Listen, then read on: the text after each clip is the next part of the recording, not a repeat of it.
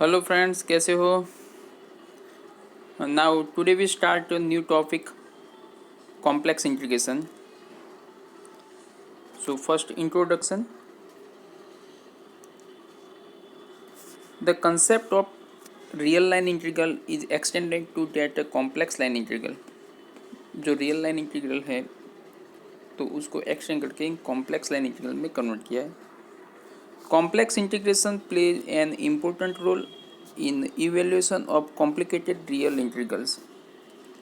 Real integral के कुछ complicated integration होते हैं, उसको सॉल्व आउट करने के लिए कॉम्प्लेक्स इंटीग्रेशन बहुत यूजफुल है. It is a powerful tool in evaluating certain integrals, और ये सबसे अच्छा टूल है.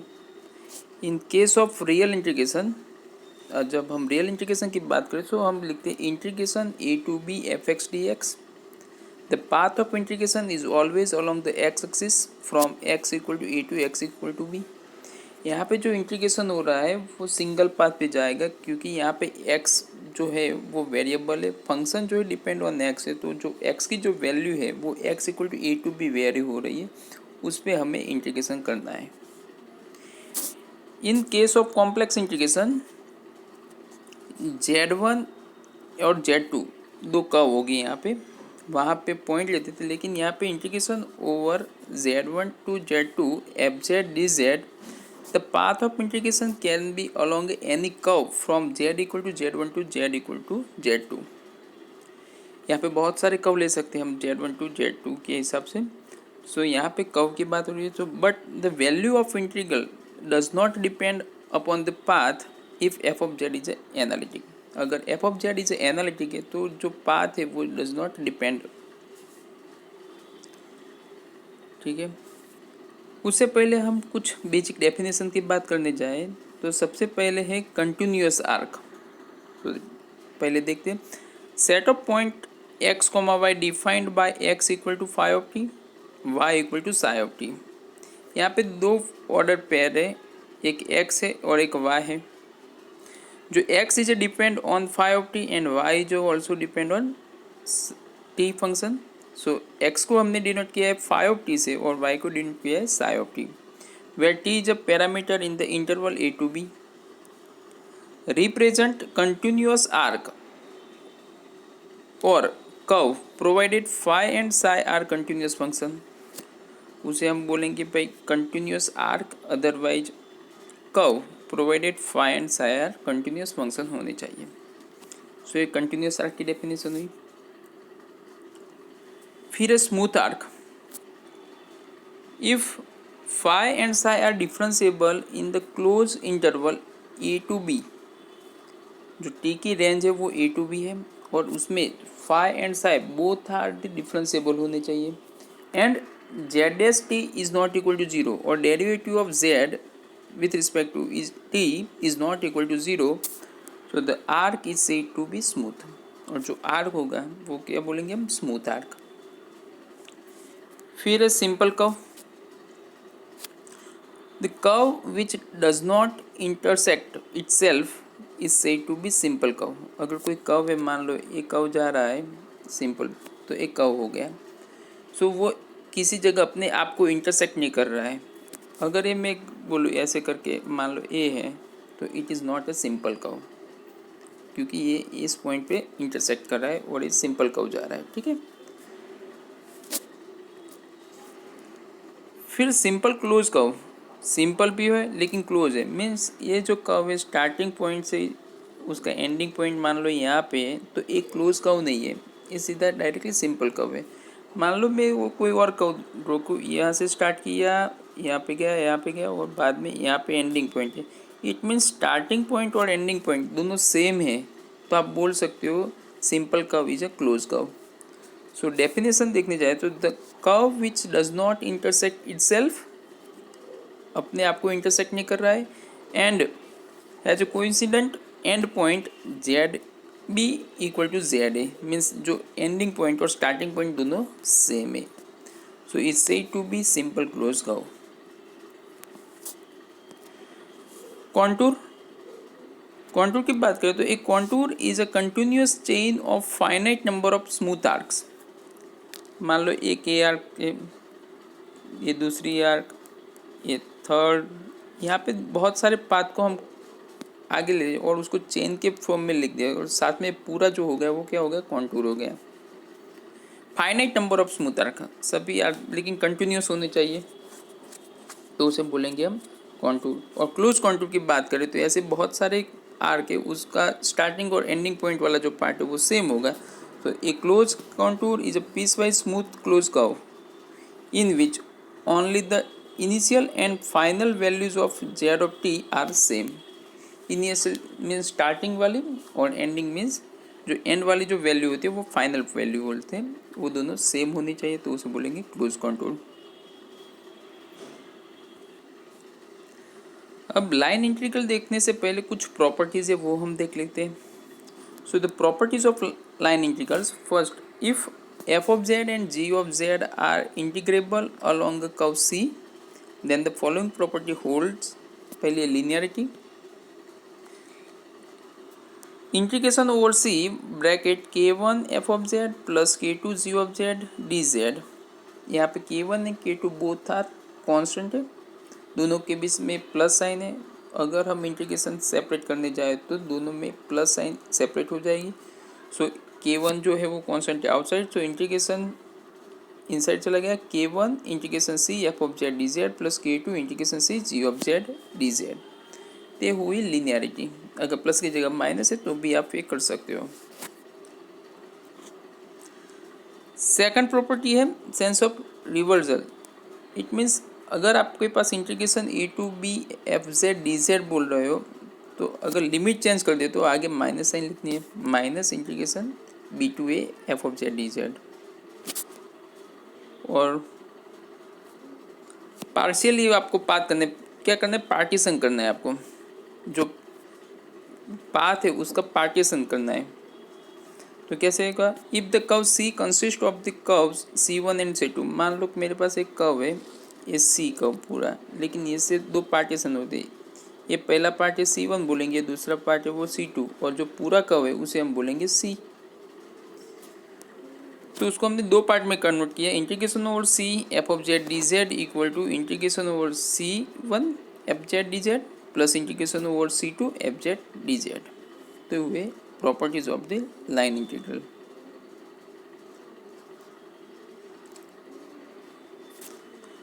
अब लाइन इंटीग्रल सॉल्व करना है हमें, तो उसके जो प्रोसीजर स्टेप वो हम पहले देख लेते हैं। इवैल्यूएशन ऑफ लाइन इंटीग्रल्स, पहले तो एफ ऑफ जेड हमें पता है कि f of Z equal to u plus i v and z equal to x plus i y. D z की वैल्यू चाहिए तो आगे डी अप्लाई करेंगे, तो d Z equal to d x plus i d y, सभी value आ गई। अब हमारे पास जो इंटीग्रेशन है, integration over c f of z D Z equal to integration over c f of z की जगह यू प्लस आई वी और डी जेड की जगह d x plus i d y. अब हम ये ब्रैकेट ओपन करके मल्टीप्लिकेशन करेंगे तो हमें रियल पार्ट और इमेजिनरी पार्ट दोनों अलग मिलेंगे, और हमने यहाँ पे सेपरेटली ले लिया integration of c u d x minus v d y plus i integration c v d x plus u d y. ये हो गया आपका फाइनल, रियल पार्ट सेपरेट हो गया उसका इंटीग्रेशन, और इमेजिनरी पार्ट है उसका सेपरेटली इंटीग्रेशन ओवर सी। जो पाथ होगा वो डिनोट करा है over c. Here u and v are a function of x and y. यहाँ पे जो u एंड v है both are the function of x and y। So to evaluate the line integral, ये integration solve करने से पहले it is converted to a single variable x और y। यहाँ पे u है जो x और y में होगा, जो भी वैल्यू होगी वो x y में होगी। तो इंटीग्रेशन सॉल्व करने से पहले आपको दो वेरिएबल है उसको सिंगल में कन्वर्ट करना है, x में कन्वर्ट करो या y में कन्वर्ट करो आप, and using by the equation of the curve. ये जो कर्व सी दिया है उसका यूज़ करना है आपको एक्स और वाई में कन्वर्ट करने के लिए। अब हम एक एग्जांपल देखते हैं। सो एग्जांपल यहाँ पे है, एग्जांपल नंबर 1। उससे पहले यहाँ पे एक नोट करके दिया है वो चेक करते हैं। If F of Z is analytic in simple connected domain D, then the line integral is independent of the path. अगर आपके पास एफ ऑफ जेड जो एनालिटिक है इन द कनेक्टेड डोमेन, जो डोमेन है उसमें एनालिटिक है, so the line integral is not depend on the path, independent होगा। सो इंटीग्रेशन ओवर सी, लेकिन सी जो कर्व है उसकी जगह Z1 to Z2 f of z D Z equal to capital f of z two minus capital f of Z1 where cap f dash z equal to small f of z. Analytic का मतलब है कि जो function है वो differentiable होगा everywhere, ठीक है। तो हम डायरेक्ट इंटीग्रेशन कर सकते हैं इसमें अगर एनालिटिक है तो। Example number 1, evaluate integration 0 to 2 plus I z square dz along the line y equal to x by 2। यहाँ पे इंटीग्रेशन आपको सॉल्व करना है, जो पाथ है वो 0 to 2 plus I है, z square D Z along the line y equal to x by 2 बोला है। बट यहाँ पे पहले चेकआउट करते हैं एफ ऑफ जेड क्या है। So F of Z equal to Z square, अब जेड स्क्वेयर है तो उसका हम डेरिवेटिव इजीली फाइंड कर सकते हैं, means f dash z equal to 2z। It means f of Z is a differentiable for all finite value of z, क्योंकि यहाँ पे एफ डैश जेड मिल रहा है तो उसका मतलब है कि एफ ऑफ जेड डिफरेंशिएबल है। So it is analytic in the z plane, अगर डिफरेंशिएबल है तो वो एनालिटिक होगा। सो यहाँ पे जो फंक्शन है एफ ऑफ जेड वो एनालिटिक है। तो यूजिंग बाय दिस फॉर्मूला हम डायरेक्टली इंटीग्रेशन कर सकते हैं, पाथ की कोई ज़रूरत नहीं है। So integration 0 to 2 plus I Z square D Z will be independent of the path. So हम डायरेक्टली इंटीग्रेशन करेंगे। So integration 0 to 2 plus I Z square D Z equal to Z square का integration होगा Z cube by 3, ठीक है। Upper limit 2 plus I है, lower limit 0 है, जो 3 है वो कांस्टेंट है, डिवाइड में तो 1/3 करके हम लिख सकते हैं। और z की जगह हम रखेंगे 2 plus I upper limit minus lower limit 0। सो सबसे पहले 1/3 को आउटसाइड लिया, अपर लिमिट z की जगह 2 plus I means 2 plus I whole cube minus lower limit, लेकिन लोअर लिमिट z की जगह 0 रखें तो पूरा टर्म क्या होगा 0। अब हमें 2 plus I raise to whole cube है उसका सिंप्लीफिकेशन करना है, तो वो कैसे करेंगे, using the formula a plus b cube. So 1/3 equal to 8 plus i cube plus 6i square plus 12i। यहाँ पे जो हमने ब्रैकेट ओपन किया रेज़ टू 3 पावर, इस फॉर्मूला के यूज़ करके हमने a plus b whole cube, तो a cube plus b cube plus 3a square b plus 3ab square. तो यहाँ पे a की वैल्यू 2 हो गई, b की वैल्यू i ले लो तो आपको एक इक्वेशन मिलेगा, चेक करना तो कर लो। 2 का cube means 8 I cube plus 3 into A square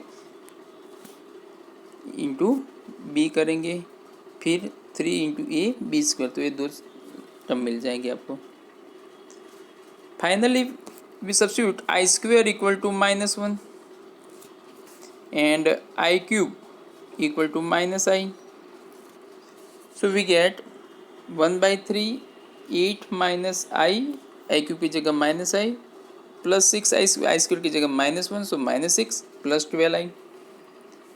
so real part 8 and -6, so 8 minus 6 means 2 and imaginary part -i plus 12i means 11i, so 1/3 2 plus 11i।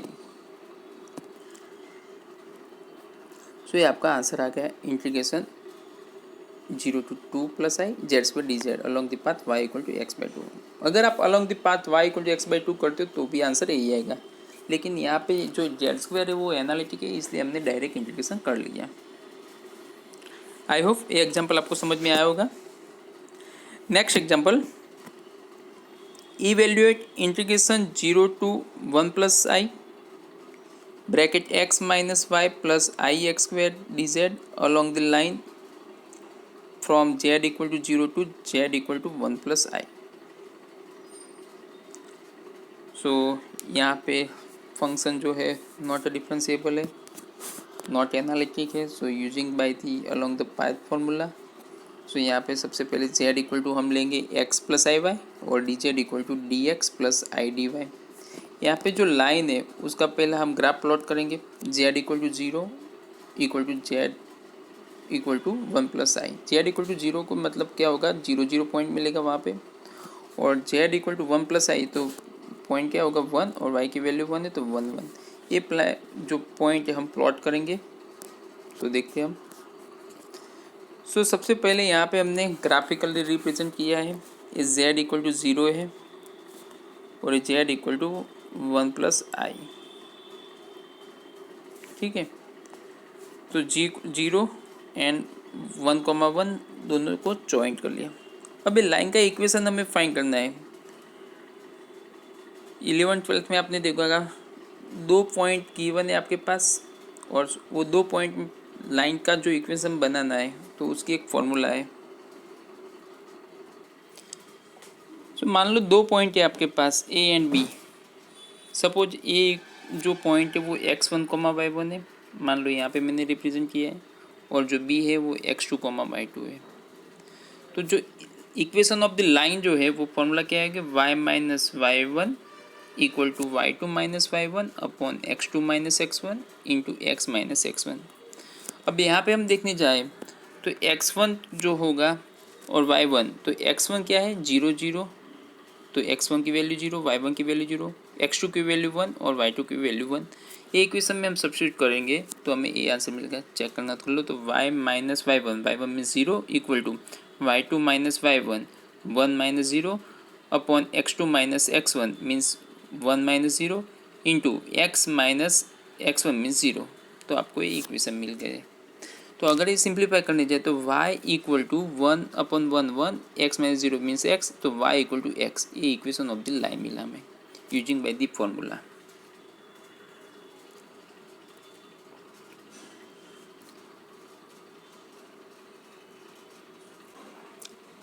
अब हमें लाइन इंटीग्रल फाइंड करना है along the path.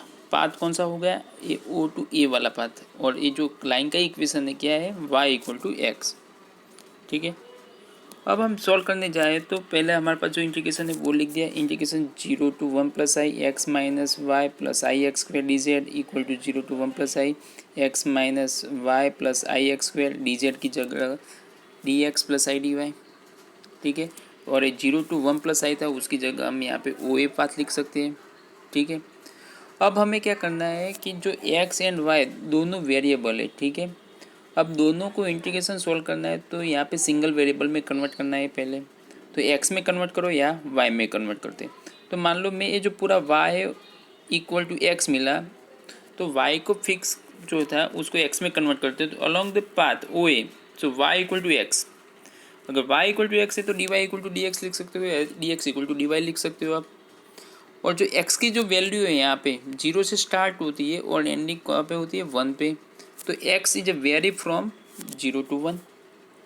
सो यहाँ पे जो integration है वो as it is रहेंगे लेफ्ट साइड इक्वल टू जो ओ ए था, ओ ए की जगह जो पूरा जो x और y दो वेरिएबल थे उसको हमने सिंगल वेरिएबल में कन्वर्ट किया। तो 0 टू 1 x की वैल्यू होगी, x की जगह x ही रखना है। ठीक है, लेकिन y जो है हमारा वो क्या रखेंगे, हम x रखेंगे। सो y की जगह हम x रखने जाएँ तो x माइनस एक्स प्लस आई x square. So x x cut हो जाएंगे तो बचेगा पे i x square. So i x square लिखा, d x as it is plus i d y की जगह हम डी एक्स। तो जो पूरा दो वेरिएबल थे एक्स और वाई वो सिंगल वेरिएबल डी एक्स और में कन्वर्ट हो गया। अब हम आप आराम से लाइन इंटीग्रल जो है वो रियल इंटीग्रल में सॉल्व कर सकते हो आप। सो रियल इंटीग्रल में जैसे सॉल्व करते हैं उसी टाइप से हम आगे बढ़ते हैं। हम integration 0 to 1 i x square, ये डी एक्स को कॉमन लिया तो 1 प्लस आई डी एक्स बचा।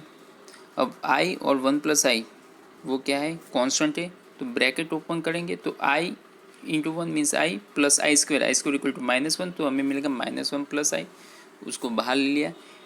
Integration 0 to 1 x square d x. अब ये सिंपल इंटीग्रेशन है, आप सभी को पता है एक्स स्क्वायर का इंटीग्रेशन क्या होगा x³/3।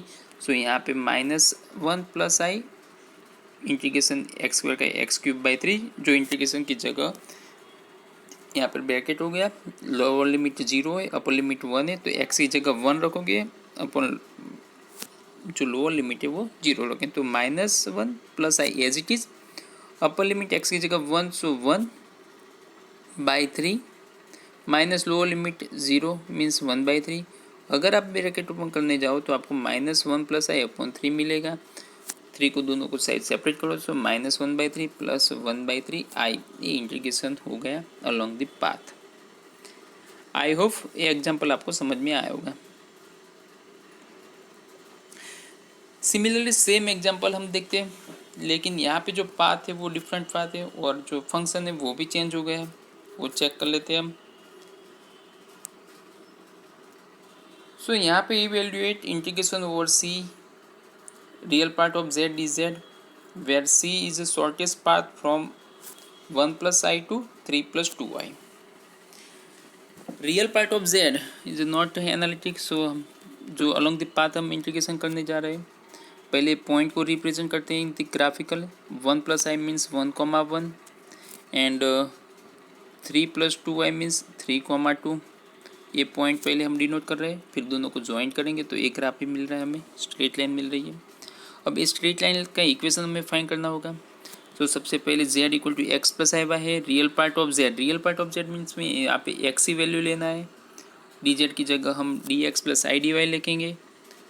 जो यहाँ पे शॉर्टेस्ट पाथ है, पाथ क्या हुआ a to b का लाइन का इक्वेशन हमें फाइंड करना है। आगे जो हमने फॉर्मूला देखी थी उसी टाइप से यहाँ पे x1 की वैल्यू क्या है और y1, x1 1 होगा, y1 भी 1 होगा, x2 की वैल्यू 3 और y2 की वैल्यू 2। अब using the above formula y - y1, so y - 1 equal to y2 - y1 means 2 - 1 upon x2 - x1 means 3 - 1 into x - x1 means x - 1। अब इसे हम सिंप्लीफाई करेंगे तो हमें इक्वेशन मिलेगी।